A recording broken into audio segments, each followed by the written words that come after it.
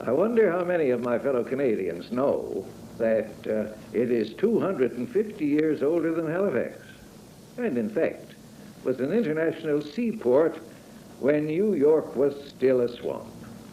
It is the oldest city in North America and the capital of Canada's youngest province.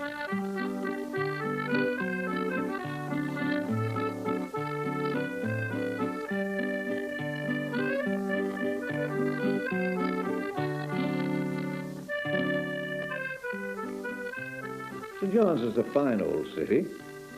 It's not a beautiful city. It's not a wealthy city. But the wooden houses are painted brightly, and sometimes I feel the city looks more cheerful than some of the cities with nothing but stone and brick. Few cities have a signal hill and south side hills and an approach to the Atlantic which is romantic. St. John's has all these things. And I have been most fortunate to have had the honor, as Harry Muse, to be mayor of St. John's for a period of 16 years. Actually, 100 years before the Pilgrim Fathers landed on Cape Cod, St. John's boasted 40 or 50 homes permanently occupied by Europeans. On August the 8th, 1583, Sir Humphrey Gilbert landed in St. John's and formally laid claim to Newfoundland in the name of Queen Elizabeth, thus establishing England's first overseas colony. There's the battery over there, rather a unique battery inasmuch that we have no guns firing. But you know, down through the centuries, fishermen have lived in these little houses perched upon the cliffs, and they don't want to leave them. It was suggested that they might be given houses or assisted in obtaining houses in the city, but they want to be by the sea, and we all understand that. The harbor is almost completely landlocked.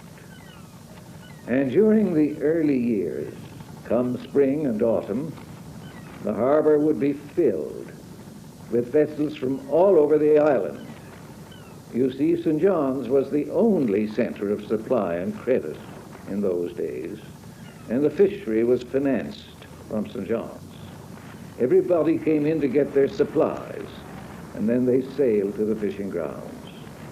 It was a sight to see so many vessels putting out through the Narrows and going along our coast to the places where they lived. In 1949, Newfoundland became the youngest province of Canada. And some years after, the St. John's Harbor became a Canadian national harbor.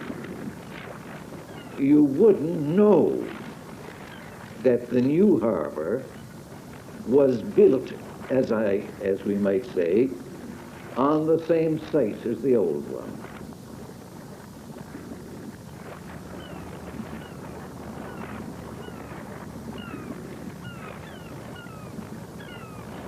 Along the northern shore are completely new docks with loading facilities. Shipping coming to the harbor is increasing each year, and Newfoundland's economy having expanded, the harbor is without doubt a great asset to St. John's. One of the oldest countries dear to Newfoundland is Portugal. In the old days, they were one of our best customers, but they learned how to catch the fish themselves. Now they come into St. John's and buy supplies from us. They have the White Fleet, which leaves Portugal and is away for at least 6 months while they prosecute the fishery on the banks of Newfoundland or up in Iceland waters. They are charming people, They are here in hundreds, thousands sometimes. They never cause any trouble, and we are all very fond of them.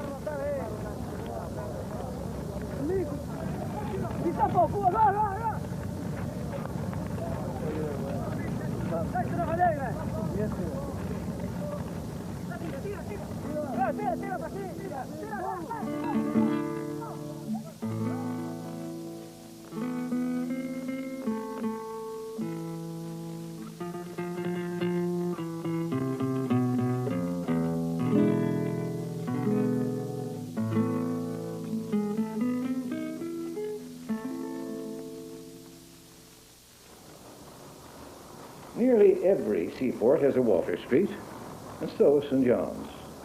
And it's the oldest street in North America. Not every port can say that. One time we had cobblestones, oh what cobblestones. And the streetcars went along the tracks like wadey buckety.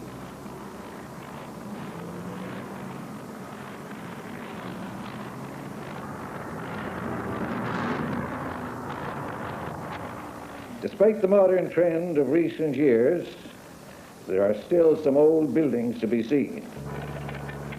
One by one, they've been disappearing. One by one, new buildings have been appearing. It wasn't until 1800 that Water Street was known as a street, and then it was only 6 feet wide and was referred to as the Lower Path. Today it is modern, a mixture of old and new, but changing every year.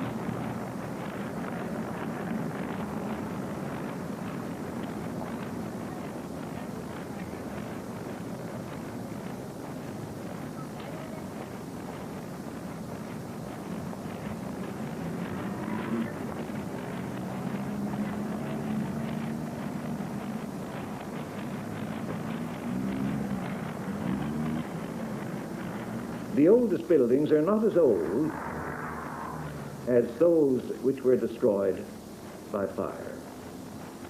3 times St. John's was nearly wiped out by fire. But here and there are some which would date back, I would say, to about 1830, or thereabouts. They are not, in my opinion, the most attractive ones. We lost the most attractive ones. The atmosphere, therefore, is a little higgledy-piggledy, if you know what I mean. It is neither one thing nor the other.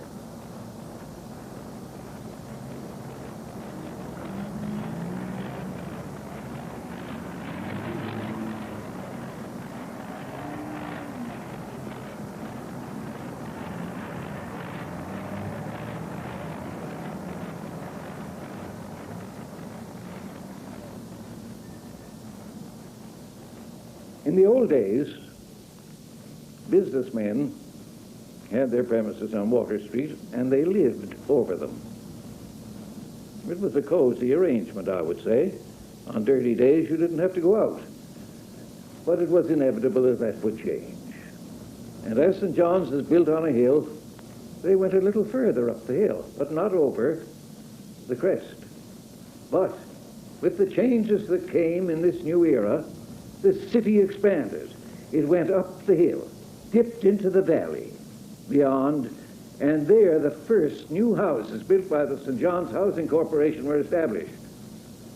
Along this valley now runs the great development of government buildings, the great Confederation building, and the Memorial University, which has been enlarged, and which will in due course provide also a medical school for our students.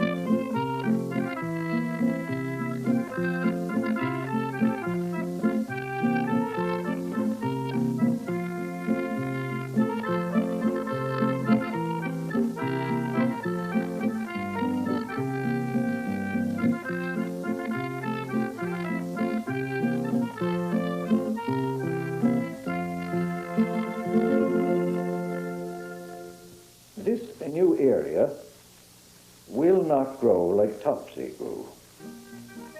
It is carefully planned.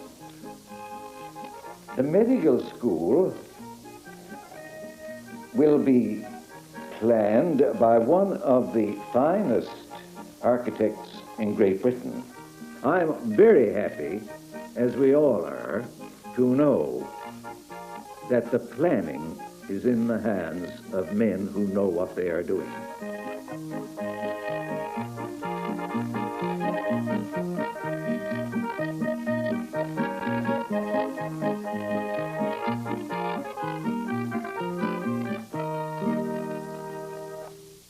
It is not easy in St. John's to get the atmosphere. We don't have the soil, we don't have the large trees. It is a hard country. We have a lot of gravel. It is not easy to grow flowers, but we grow them. We persist.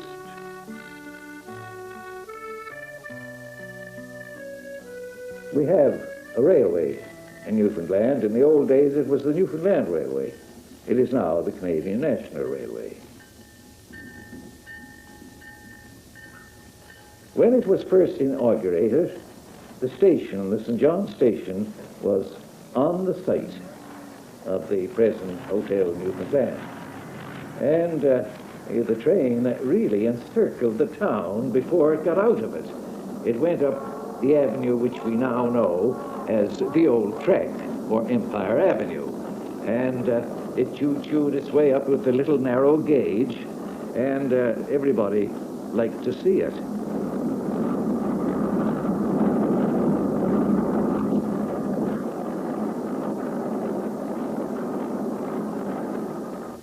Then, in due course, the station was moved to the west end part of the town because the train can only go west, it can't go east unless it goes out in the Atlantic, and it was modernized.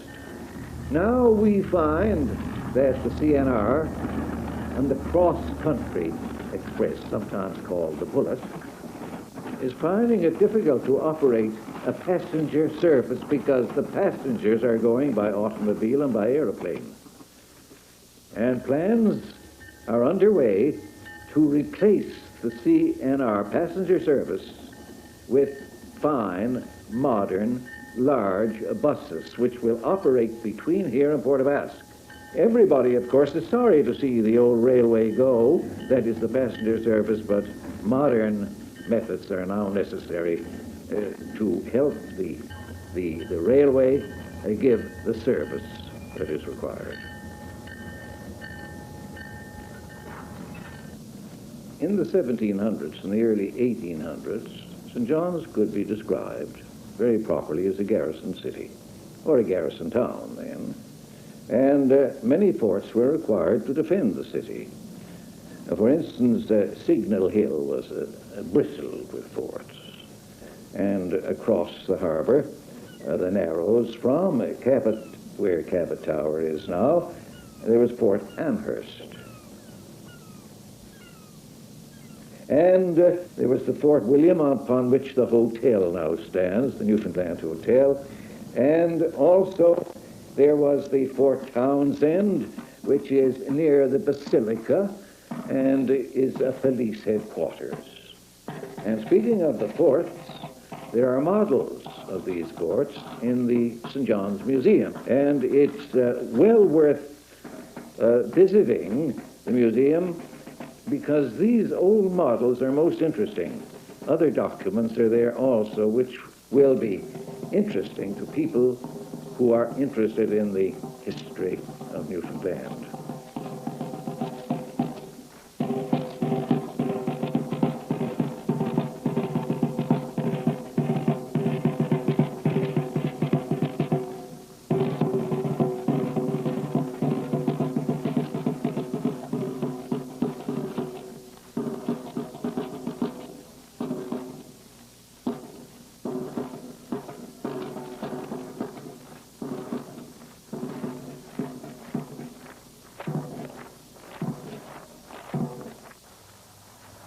Military Road is a very old road, and it led from some of the forts to the others, from the East End forts at Amherst and up to Fort Townsend.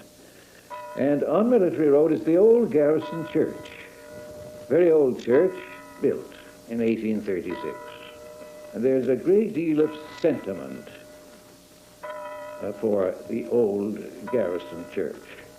And I expect it will stand just as long as they are able to keep it in good condition.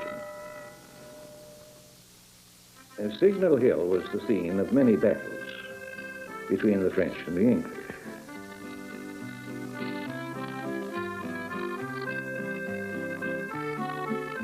It has always been a place where people want to go. We never forget the fact that it was on Signal Hill that Marconi picked up the first wireless signal, which was the letter S, to be relayed across the Atlantic. That was on December the 12th, 1901. Before that, Cabot Tower was used to signal the approach of ships to the harbor. The signal showed the type of vessel and also the house flag of the owner of the ship was flown. And nearly every merchant who owned ships had a telescope in his office, and when he was expecting his ship to come to port, he would look through the telescope to Cabot Tower to see what was signaled. There will always be a sentimental fondness for Cabot Tower and Signal Hill. It is part of the lives of the citizens of St. John.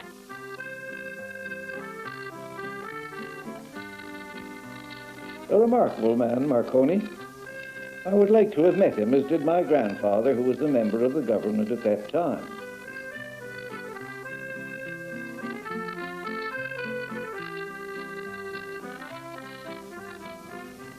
It's amazing what they can do to brighten up a military base. Pleasantville over there used to be Fort Pepperell, where the Americans set up their first overseas base in 1941.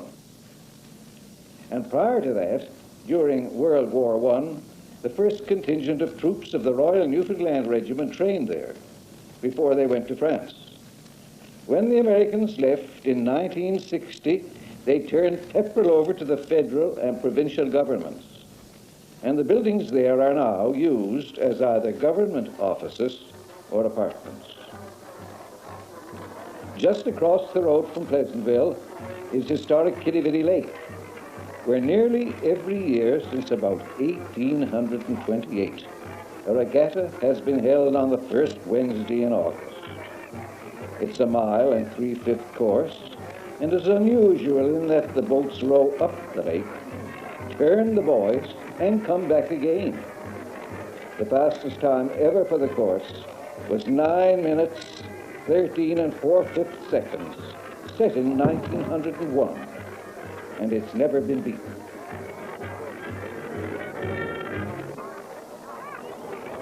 But the races aren't the only attraction on Regatta Day. For the many, many thousands of people who come to Kitty Vitty, it's all the fun of the fair.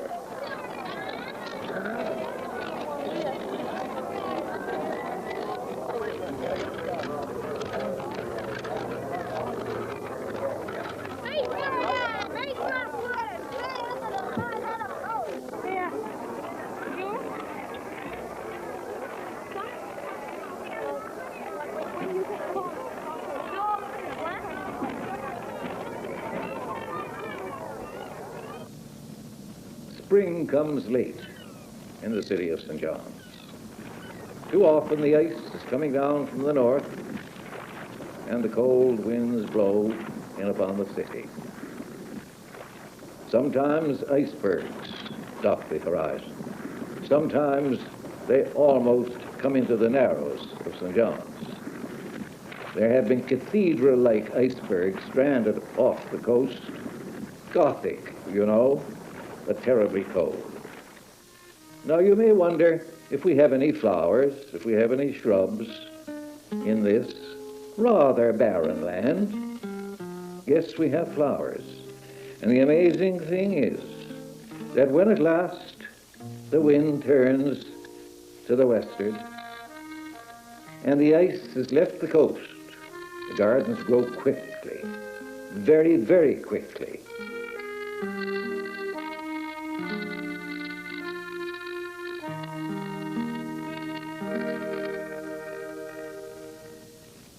There has been, within the last 5 or 6 years, a great deal of capital from the mainland invested in St. John's, as well as in other parts of Newfoundland. Now, very recently, there has been a huge development that is a very large commercial complex in the area known as the Kenmount area. But I'm happy to think, I'm happy to feel, I'm happy to know that despite all this wonderful development, we still have some of the salt of the earth, some of the groceries, who phone you and ask you what you want to order at the end of this week. The family grocer who delivers the groceries right into your home, and if you leave the back door open when you're going out, he'll put the frozen goods in your own refrigerator for you. Of course, this may be old style, but there's no reason why the new and the old can't go hand in hand. And I'm very glad that in Newfoundland we have these great commercial complex structures, and I'm very happy too that we have the good old grocer, the man who knows his groceries and knows his customers. The Colonial Building was first opened for the House of Assembly on the 28th of January, 1850. Construction began in 1847, and it was built entirely of stone which was brought out from Cork in Ireland. In the Colonial Building there were many mighty battles fought. It was the House of Assembly, and there Newfoundland, after it was granted responsible government, conducted its own affairs. Now, most of us realize that responsible government for Newfoundland represented, in many ways, the trappings of an elephant on a mouse, because 250,000 people, only with difficulty, could support responsible government, support the economy of Newfoundland without suffering, and they suffered. The story of Confederation is a story which, of course, reminds us of the bitter feelings and misunderstandings, remembering always that we were isolated, remembering always that we were an island, all alone in the Atlantic, a long distance from the nearest point in Canada in days of travel. It is not surprising that perhaps we had the attitude and the outlook of people who are by themselves.